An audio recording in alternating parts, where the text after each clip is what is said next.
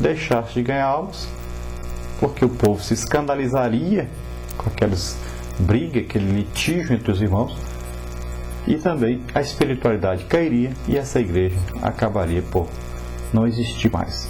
Então essas perdas na igreja se davam em razão de muitos crentes moverem processos judiciais entre si na justiça secular. Esse enfraquecimento da igreja, esse enfraquecimento espiritual se dava por várias razões, e uma grande razão era essa, dessas contendas, litígios, separações, divisão entre os irmãos, acusações de um para com o outro e levando isso à justiça comum. Na parte número 1 da nossa lição, a falta de comunhão fraterna na igreja coríntia. Então a pergunta número 5. Nas discórdias pessoais, por que alguns crentes de Corinto costumavam levar outros crentes aos tribunais, acionando juízes pagãos, como era o costume da época? Por que alguns crentes, então, costumavam levar os crentes aos tribunais, acionando juízes pagãos, pessoas que não conheciam a Deus, pessoas que viviam na idolatria, estavam ali, principalmente os romanos e os gregos, que estavam assentados, então, nas cadeiras de juízes, Então, por que eles faziam isso? Por motivos pessoais, egoístas e motivos banais. É que nós podemos entender dessa carta do apóstolo Paulo aos Coríntios. Algumas coisas eram coisas pessoais, coisas ali de, às vezes, uma discussão boba até de um vizinho com o outro, Questões talvez até para uma discussão de doutrina bíblica. Tinha também as questões egoístas, que um não queria perder nada, e exigia que o outro lhe pagasse alguma coisa, ou talvez até a mais, querendo explorar o outro. E Paulo diz também das questões banais, coisas simples de serem resolvidas.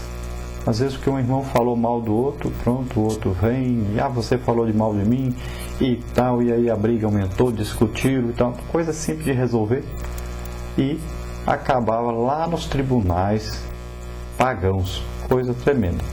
Vamos ver aí na pergunta número 6. Como os juízes gregos e romanos de Corinto arbitravam as demandas levantadas entre os crentes? Então, se eram juízes gregos e romanos na cidade de Corinto, eles tinham o poder de arbitrarem as questões. Como é que eles faziam isso? Com as demandas, ou seja, as questões que eram levadas a eles para serem julgadas. Então eles arbitravam as demandas segundo as leis, ideias e costumes do paganismo reinante entre os gregos e romanos.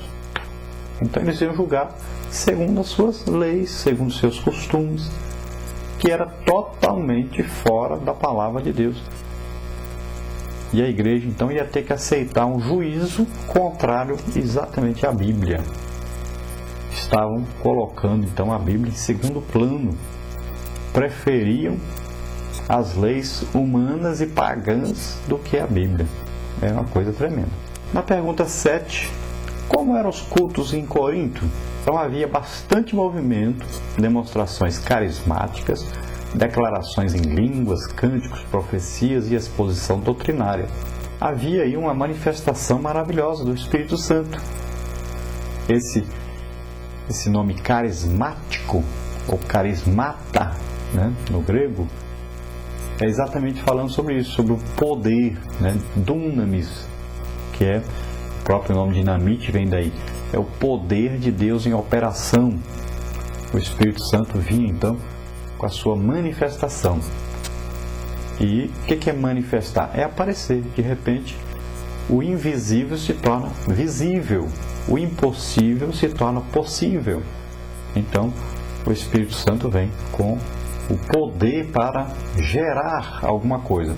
Uma cura, um aleijado andar, um surdo ouvir, um cego ver.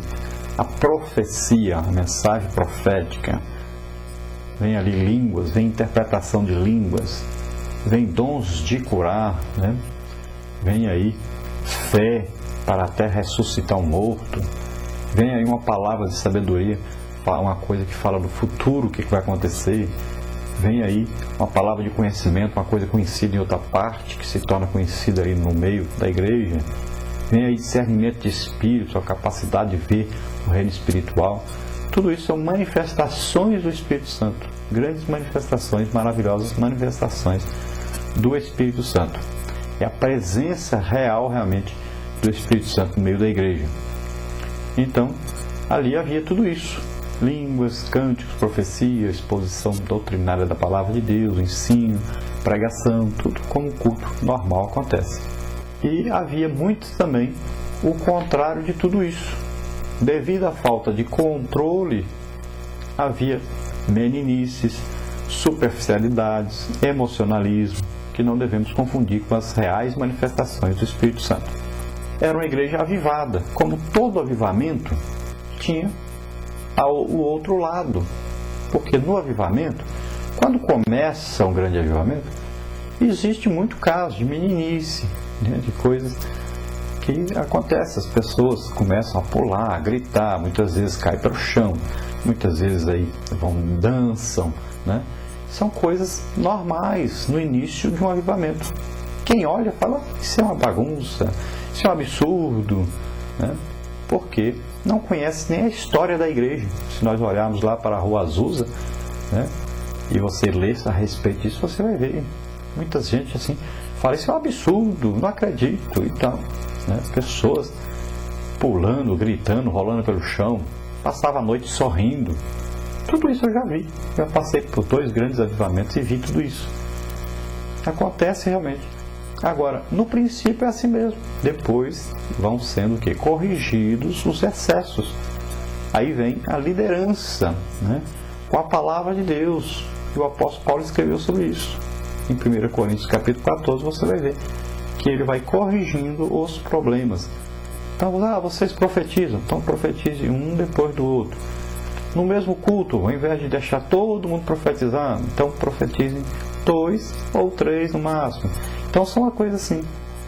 Vocês falam em línguas, tudo bem. Na hora de assim, vem um avivamento, uma coisa maravilhosa, todos falam em línguas, tudo bem. Mas não fica o tempo todo falando em línguas, porque as pessoas precisam entender o que você está pregando, o que você está ensinando. Então, e quando houver uma pregação, um ensino, ou quando Jesus estiver falando, trazendo uma profecia, por exemplo, a igreja fica em silêncio, ouvindo, né? Se você deu vontade de falar em línguas, fale baixinho consigo mesmo, não precisa gritar, não precisa falar alto. Então, são regulamentações que vêm para ordenar o culto, para que o culto tenha ordem, né? E que todas as manifestações possam acontecer livremente pelo Espírito Santo, é claro, tendo o Espírito Santo sempre no comando, né? Então, existe realmente. Agora, o que estava acontecendo com os coríntios já é que estava havendo já meninices depois de ter um grande avivamento, e continuavam as meninices, continuavam as superficialidades e o emocionalismo, que são manifestações humanas e não manifestações do Espírito Santo. Então, por que a pessoa grita, pula, corre e tal, salta? Porque naquela hora ali, ela não domina o seu próprio corpo e ela extravasa aquilo que tinha vontade de fazer e faz, né? Muitas vezes nós vemos pessoas na igreja, tanto tempo que foi batizado com o Espírito Santo, tanto tempo que participou do avivamento e continua correndo na igreja, dançando no meio da igreja. Não tem necessidade disso não. Você está cheio do Espírito Santo, não precisa mostrar para todo mundo que está cheio, né? Você pode ser usado tremendamente por Deus sem precisar dessas coisas. É uma meninice. E muitas vezes a pessoa não amadurece e continua fazendo isso. Mas é uma manifestação, então, de imaturidade da pessoa, que nós devemos compreender, e os líderes devem ir à pessoa e corrigir, para que haja ordem no culto. Vamos ver, número 8. Por que Paulo fala a respeito de suportar uns aos outros em amor? Em Efésios 4:2. Então ele fala porque a diversidade de temperamentos, de personalidades, de formação e de mentalidade, se tudo isso aí for ignorado e se também não for controlado, pode motivar conflitos dos mais diversos por toda parte. Então o apóstolo Paulo está dizendo, olha, nenhuma pessoa é igual a outra. E cada pessoa tem direito de ser diferente, tem direito de pensar diferente. Um esposo não pode exigir da esposa que ela pense exatamente o que ele pensa, não tem jeito. Cada pessoa é um indivíduo. Agora, todos formam aí o corpo de Cristo. E o corpo de Cristo deve ter uma unidade, deve ter um pensamento. Em que questão? Na questão do evangelismo, do trabalho da igreja. Então, quando a igreja toda está unida em torno do evangelismo, do trabalho de salvação das almas,